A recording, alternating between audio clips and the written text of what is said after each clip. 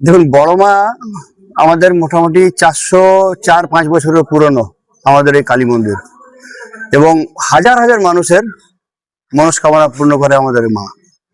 তো মায়ের কাছে আজকে আমার এই প্রার্থনা ছিল, জামুরিয়াবাসী যেমন খুব ভালো থাকে, জামুরিয়াবাসী যে সংকটের মধ্য দিয়ে, যে দুরাচারের মধ্য দিয়ে আমাদের মাননীয় প্রাক্তন যিনি বিধায়ক আছেন তার অত্যাচারের মধ্য দিয়ে যে গেছেন, তার যেমন মুক্তি ঘটে এবং ভারতীয় জনতা পার্টির যেমন বিপুল ভোটে জয়ী হয় এবং জামুরিয়াতে যেমন পদ্ম ফুলের ফোটে। আজ মায়ের কাছে এই প্রার্থনা করলাম, এবং আমরা যেমন সবাই ভালো থাকি, মা যেমন আমাদেরকে সবাইকে ভালো রাখেন, এই প্রার্থনা করলাম। নিজের বাসস্থান নিজের গ্রাম থেকেই আজ শুরু করলেন, সেই নিয়ে কি করবেন? নিজের বাসস্থান নিজের গ্রাম, সবাই তো নিজের চাই। আজকে জামুরিয়াও তো আমার নিজেরই, বীজপুর গ্রাম আমার নিজের। আমি এখানে ছোট থেকে জন্ম থেকে এখান থেকে আছি, জন্ম আমার এখানে, বড় হওয়া এখানে, এদের এই মাটিতে খেলেছি, এই মাটিতে ঘুরেছি, এই মাটিতে ক্রিকেট খেলেছি।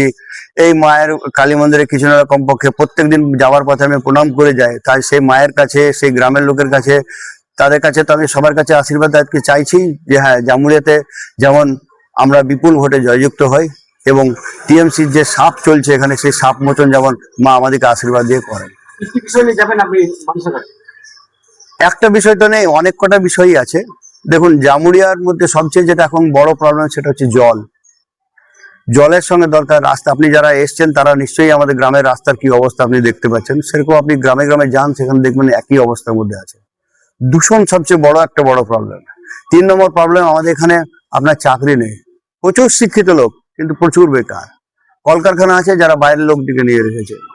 আপনার এখানে আমাদের ভালো একটা হসপিটাল নেই, আজকে আমাদের একটা দমকল বাহিনী নেই, একটা লাইব্রেরি নেই, আর ছেলেদের পড়াশোনা করার জন্য ভালো জায়গা নেই। সন্ধ্যের পর থেকে বাস বন্ধ, কোনো যাতায়াতের ব্যবস্থা কিছু নেই। আজকে আপনি বলুন, আজকে আপনার ছেলে যদি সায়েন্স নিয়ে বা ভালো পড়াশোনা করে, আর্টস নিয়ে বা কমার্স নিয়ে ভালো পড়াশোনা করে যদি কোনো কিছু ট্রেনিং নিতে যায় বা কোনো কিছুর জন্য শিক্ষা নিতে যায়, তাকে কোথায় যেতে হয়? দুর্গাপুর কিংবা কলকাতা। দুর্গাপুরের মধ্যে স্থান খুবই সীমিত, তাহলে তাকে কলকাতায় যেতে হবে বা পাটনায় যেতে হবে বা আজকে আপনাকে দিল্লিতে যেয়ে থাকতে হবে। তা কেন হবে? আমি আমার এখানে লোকাল লোককে, আমার এখানকার আপামর জনগণকে আমি কেন সেই সুবিধা প্রোভাইড করব না? আজকে আমার কোনো পেশেন্টের ট্রিটমেন্ট খারাপ হলে, আপনি ভাবুন দেখেন, দেশের মোহনার একটা পেশেন্টকে আজকে রানিগঞ্জ আসতে হবে, আসানসোল যেতে হবে বা দুর্গাপুর, সে কেন হবে? আজকে আমাদের টিএমসি ছাড়াও আজকে 34 বছর বাম শাসন, 15 বছর টিএমসি শাসনে, কেন আজকে জামুরিয়া থেকে একটা কোনো ভালো কিছু করা যেত না? আজকে জামুরিয়াতে স্কুল আছে, আপনি বলতে পারেন, সবাইকে তো পাঠাতে হয় বাইরে। আজ তা কেন হবে? আজ জামুরিয়াবাসীর ডিমান্ড যে আমাদের এখানে আমরা যেমন স্বয়ংসম্পূর্ণ হয়, আমাদের কাছে যেমন সবকিছু থাকে, আমরা কেন পরের মুখাপেক্ষি হয়ে থাকবো?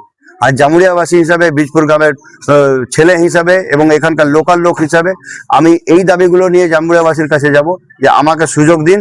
যদি আপনাদের এই দাবি পূরণ না হয়, আপনারা আমাকে বলবেন, এবং এই দাবি আমি পূরণ করবই করব।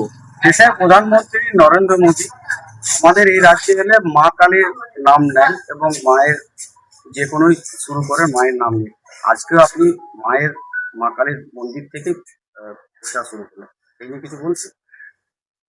দেখুন, আমি ছোট থেকে পুজো করে আসি, আমার গ্রামের লোককেও আপনি জিজ্ঞেস করবেন।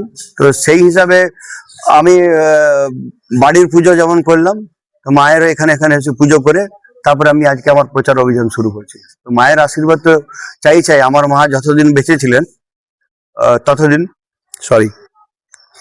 তো ততদিন অ্যাকচুয়ালি সকালবেলা বেরোনোর সময় মায়ের কাছে প্রণাম করে বেরিয়েছি। ঠিক আছে, তো আজ মানে 5 মাস মা মারা গেছে।